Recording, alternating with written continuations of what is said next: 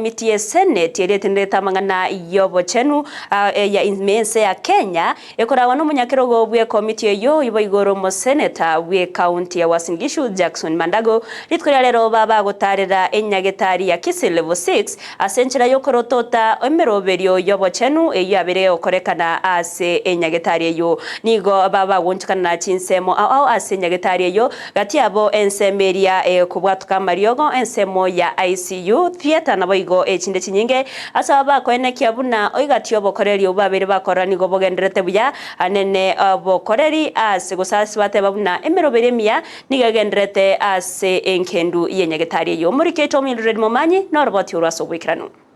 Komiti ya Senate elietenete obochenu imense ya Kenya yekoragwa no munyakerogo Jackson Mandago ritkolia lero nigo yatalera enyagitari ya level 6 asebono Senate yo yenekiagati emechando eliabanyora gati yabo ogokeana kwa oxygen asenyagitari yo naboigo asensemo yo kurwalia chinyigo gati ya yande amange asenonya naboigo yagokera obokoreri asengendo yenyagitari yo sebono ya tebire bunanigo obukoreri bwabo bore obuya naboigo obochenu bwekerengo keigoro mono omo senator bwe county ya Kisii Richard Onyonga nigo airali bagelio kubolia serikali enene enyare kubwatuka obokonyi bwechibesa asogusira chinyagitari imeye county ya Kisii naboigo imense ya Kenya. Challenges of oxygen supply because the plant seems to be having challenges, and we think this is what counties should be able to address.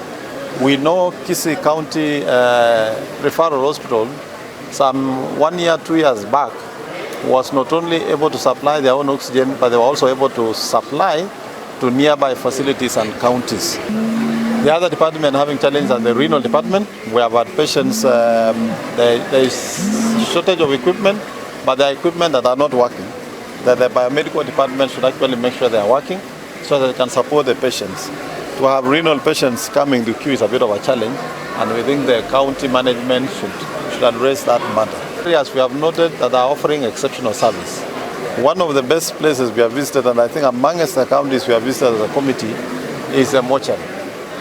You can't believe the services that are being offered in that mortuary. In fact, you can only compare the services we get from the private homes that are run in Nairobi. We've also visited the ICU. And we found the ICU is working well. So make sure that the clinics, the dispensaries, the labs, all the health facilities within our country are functional and they are working. I want our governor now to pick the baton and run with this facility so it becomes a success story after 5 years.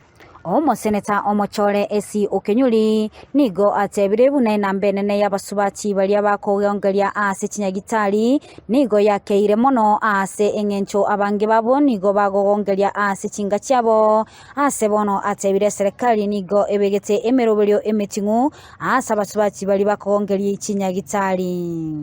Shuhudia idadi chache mno za kina mama ambao wanajifungua na idadi chache hiyo pia imeshuhudiwa katika kaunti hii ya Kisii.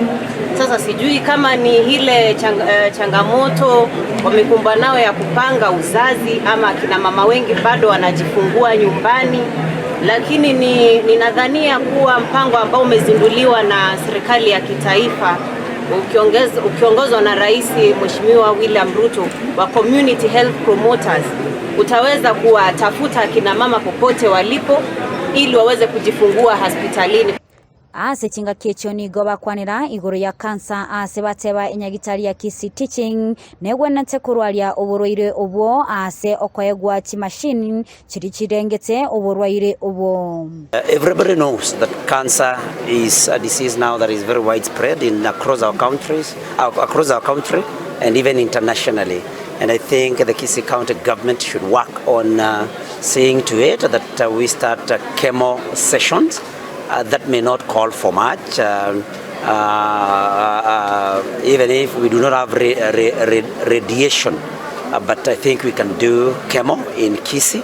Kulipotelea Ndizi TV, ile Mildred Momanye.